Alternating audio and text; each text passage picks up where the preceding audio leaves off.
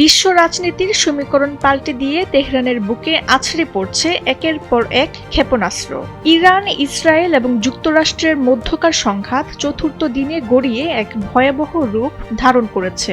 তবে ধ্বংসযজ্ঞ আর মৃত্যুর মিছিল সবচেয়ে দীর্ঘ হয়েছে ইরানের মাটিতে। এই সংকটময় পরিস্থিতিতে পুরো বিশ্ব এখন যেন দুই ভাগে বিভক্ত হয়ে পড়েছে।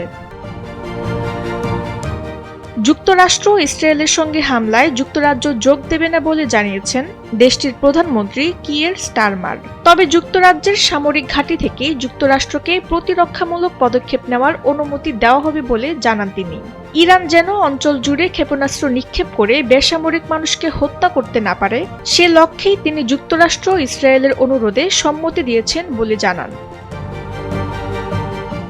এদিকে ইরানের সর্বোচ্চ নেতা আয়াতুল্লাহ আলী খামেনির হত্যার ব্যাপারে তীব্র নিন্দা জানিয়েছে চীন।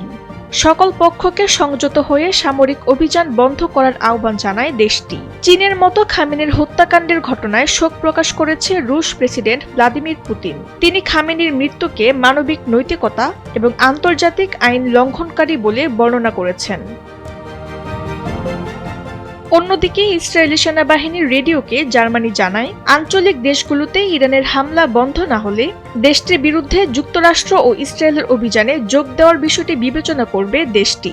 একইভাবে ইরানের সর্বোচ্চ নেতাকে হত্যার ঘটনায় সন্তোষ প্রকাশ করেছে ফ্রান্স।